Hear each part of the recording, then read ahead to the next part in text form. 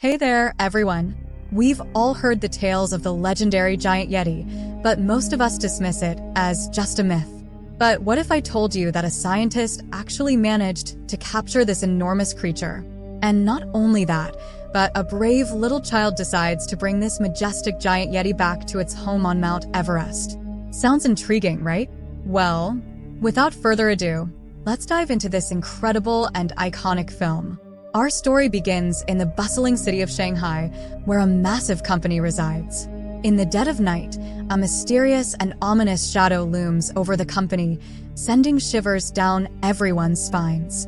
As it turns out, the owner of this company is none other than Mr. Burnish, a wealthy and successful businessman. And guess what?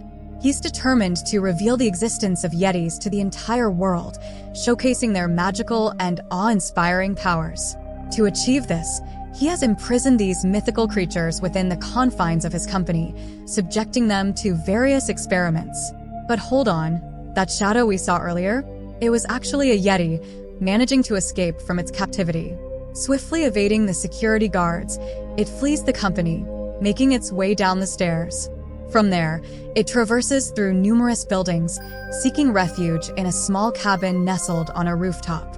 However, our poor Yeti isn't unscathed. Its hand is badly injured, a testament to the struggles it faced during its escape. Meanwhile, in that nearby apartment, we meet a delightful young girl named Yi. Living with her mother and grandmother, Yi's life is far from ordinary. Besides her studies, she juggles multiple part-time jobs, such as taking care of people's adorable puppies and even working at a garbage disposal site. With such a hectic schedule, Yi finds it challenging to spend quality time with her family. She yearns for something more, feeling like she's already living the life of an adult. Her routine leaves no room for meeting friends, and her social circle is practically non-existent, save for two companions. One of her friends is Peng, a basketball enthusiast with an infectious passion for the sport. The other is her cousin Jean, who has gained quite a following on social media. Unfortunately, Yi rarely gets the chance to hang out with them due to her demanding schedule. When she returns home, her grandmother lovingly asks for her help and offers her food, but Yi, lost in her own world, declines their offers and moves into her room. Yi enters her room, but when her mom is away from her room, she sneaks onto the rooftop through the window. There, she has set up a small tent, her own personal space. It makes us wonder why she takes on so many responsibilities, especially when her mother is there to support her. The answer lies in Yi's room. Inside, there is a soft board covered in pictures of various places. It is revealed that Yi's father passed away when she was young.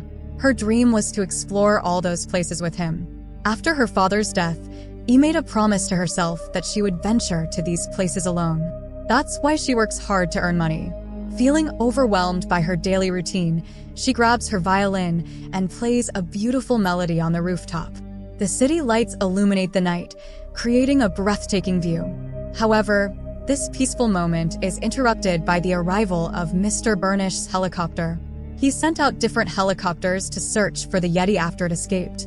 As the chopper approaches Yi, the strong gust of wind knocks her down, causing her violin to slip from her hand and shatter on the ground. When Yi goes to retrieve her violin, she discovers a massive white furry hand behind the shed. It belongs to the Yeti.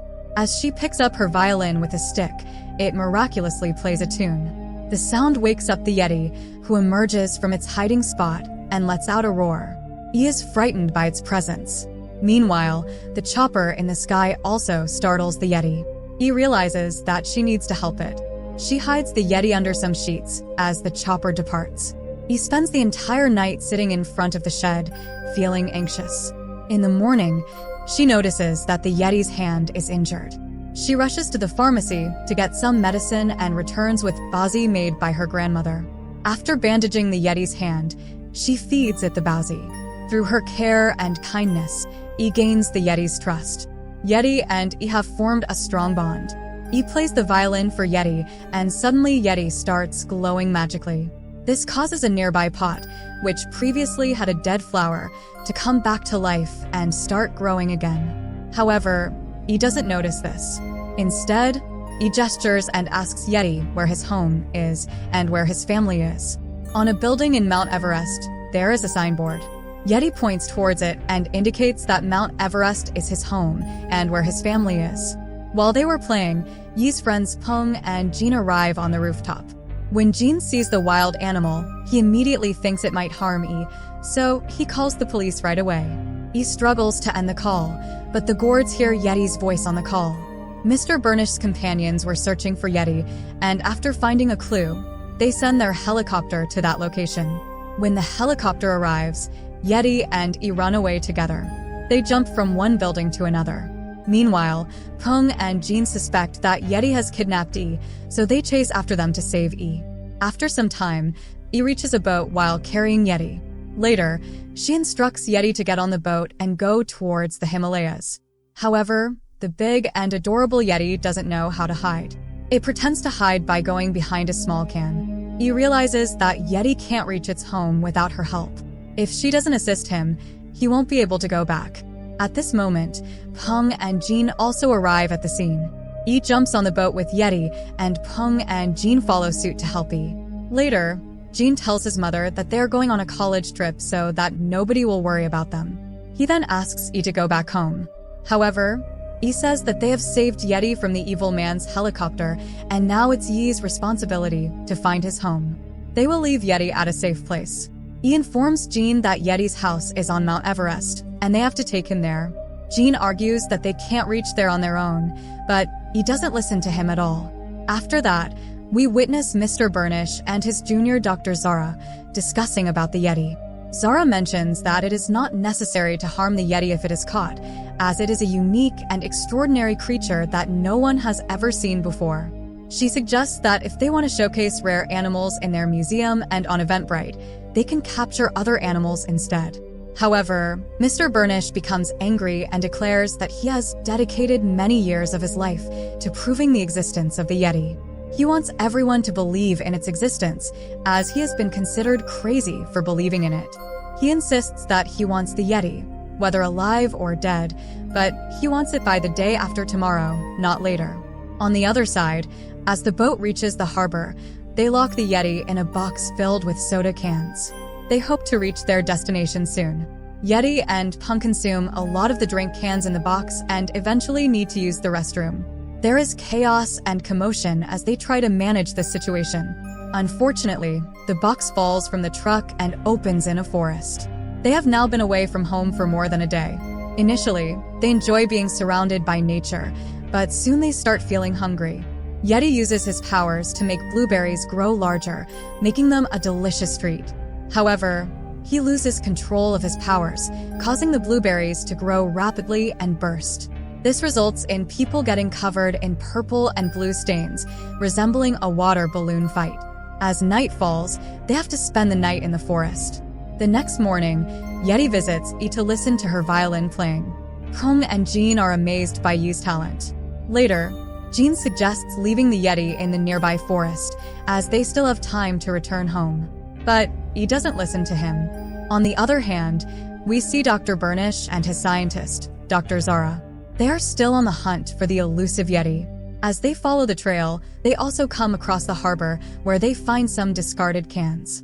They assume that they are getting closer to finding the Yeti.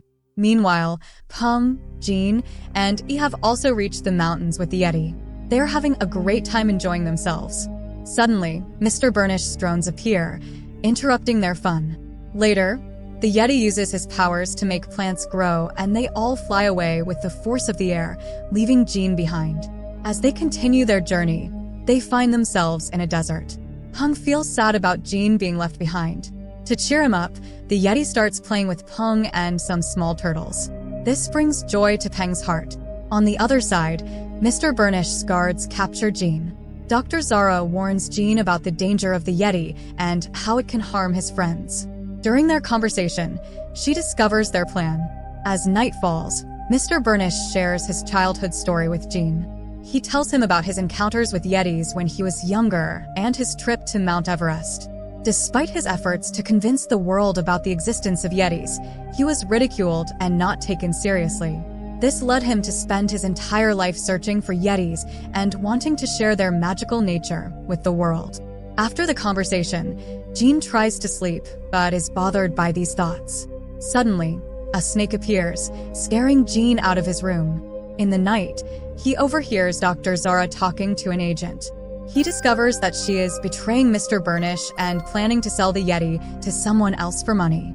There is a small mouse on Dr. Zara's shoulder, which takes the key to a bike. Dr. Zara throws the mouse far away, but Jean catches it and retrieves the key. He hands the mouse over to Mr. Burnish, believing that there is still goodness in his heart. After, Jean starts the bike using those keys, but unfortunately, it starts. But it seems like Jean don't know how to handle it. Determined to help Yeti and E, Jean decides to continue on foot in search of a solution. Meanwhile, Peng, E, and Yeti find themselves standing at the edge of a cliff. From a distance, they spot a train passing by, but they can't figure out how to reach it. Yeti, being the magical creature that he is, comes to the rescue once again. He uses his powers to transport them onto a train cabin, holding them safely. The train takes them to a town near a beautiful yellow river. To keep Yeti hidden, they cleverly disguise him with ropes, blending in with the nearby animals. E asks Peng to stay with Yeti while she goes in search of Jean. As the yaks move, the ropes fall off Yeti, revealing him. Just then, Mr. Burnish scientist and his team arrive in a car. While E is searching for Jean, he unexpectedly arrives in a boat. Jean quickly gathers everyone and they set sail in the boat. Surprisingly, Mr. Burnish's car transforms into a boat as well, following them in the water. However, their small boat lacks power. Yeti once again showcases his incredible abilities and boosts the speed of their boat. As they navigate through the water, they suddenly find themselves in a field that resembles a river. Despite Burnish's boat struggling to move, Yeti's powers keep their boat going. The field-like streams guide them forward. They manage to distance themselves from Mr. Burnish's companions as they leave the field. Unfortunately, Yi's violin breaks, causing her great distress as it was a gift from her father. Just as she starts feeling upset, Jean arrives and comforts her.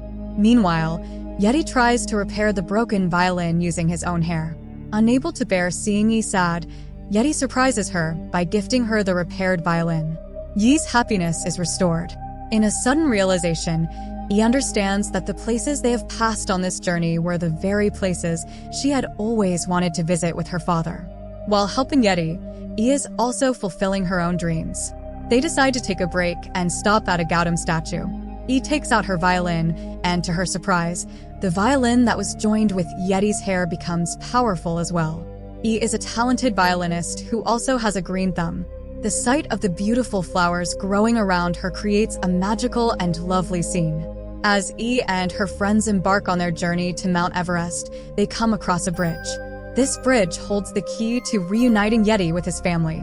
However, their progress is interrupted by the arrival of two enormous helicopters owned by Mr. Burnish.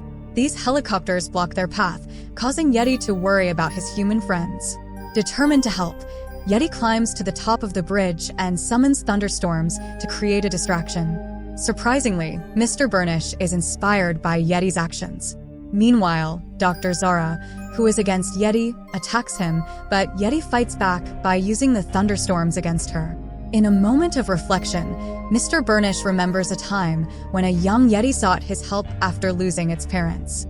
He realizes that Yeti is kind-hearted and is only trying to help the children. Mr. Burnish pleads with Dr. Zara to leave Yeti alone, as he doesn't want any harm to come to their group. However, Dr. Zara refuses to back down and makes Mr. Burnish faint. She then orders her army to shoot Yeti, causing him to become weak and collapse. Just when all hope seems lost, he comes to the rescue. However, Dr. Zara pushes her off the bridge, taking Peng and Jean with her. But Yi, being the heroine of the movie, manages to save herself from falling and climbs back up using a rope.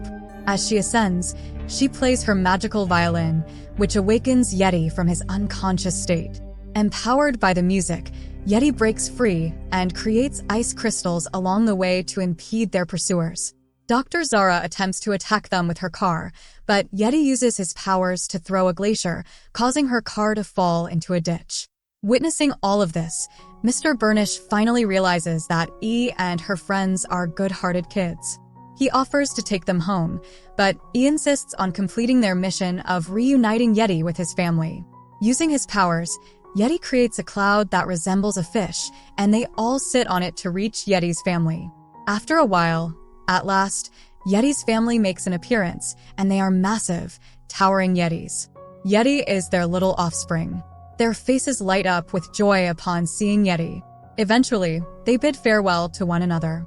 Upon arriving home with Mr. Burnish, he settles into a regular routine, abandoning all her previous responsibilities. She dedicates ample time to her loved ones. And that's how the tale concludes. So, what did you think of the film? Let's reconvene for the next one. Thank you for tuning in and subscribing to our channel.